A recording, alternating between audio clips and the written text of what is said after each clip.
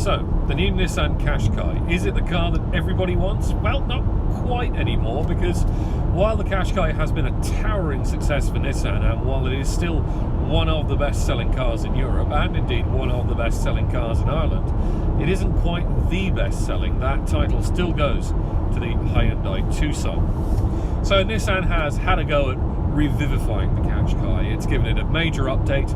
It's given it this new, slightly chunkier face, lifted insubstantial part from the new Micra.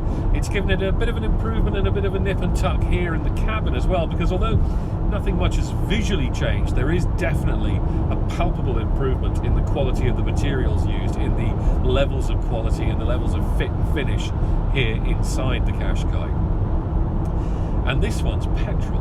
This one uses the 115 horsepower 1.2 litre TCE turbo petrol engine, and it has to be said, it's a very nice combination. Now, with the caveat that it is a little bit gutless when you get it up here on the open road. The acceleration is well, let's call it gentle, shall we? But it's a very refined engine. It returns decent economy. We've been getting a consistent roughly 40 mpg all week with it, and with CO2 emissions of just under 130 grams per kilometre, running costs aren't going to be too bad either. And it's very refined. The 1.5 DCI diesel that's more normally found under the nose of a Qashqai is quite a noisy engine. It's getting on in its years a bit, and you can certainly hear that. This one, much nicer, much easier on the ears.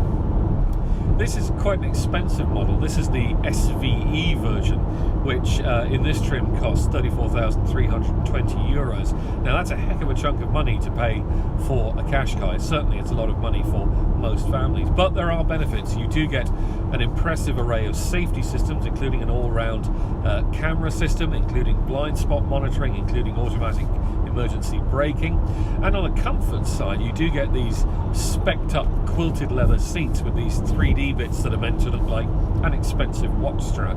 And it has to be said, these are extremely good seats. They are very, very comfortable. But obviously it's the core competencies of the Qashqai that keep pulling buyers back towards it. Its spaciousness, its practicality, its SUV-ness. Well, actually, that's really not quite the case anymore, and I do think that the Qashqai is being shown up in some areas by more recent rivals like the Tucson, like the Kia Sportage, like the Seat Ateca in particular, because space in the back is only okay. There's reasonable legroom, very good headroom, but it's just not as roomy and capacious as you'd like a family car to be. And the same goes for the boot. There's enough space, and the double-decker arrangement with the movable flaps and panels that allow you to portion off the boot for muddy things and shopping and all the rest of it. That's very good, but it's just lacking a bit in sheer bulk size compared to some of its rivals.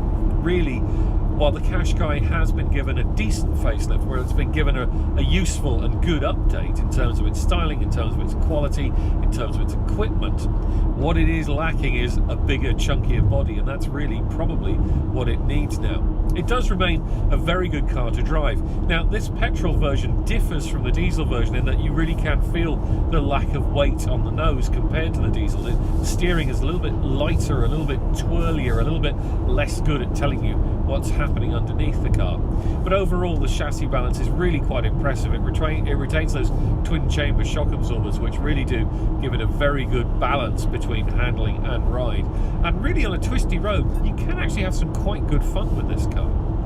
But I do think it's that lack of space in the back compared to some of the newer rivals that is going to hold the Qashqai back a little from now on. People will be able to go to other showrooms and see similarly priced cars with much more space in the back seats, much more space in the boot, and that is going to trip it up. I think that's going to pull some of those family buyers away. It remains a very good car, but perhaps not quite at the peak of brilliance it once enjoyed.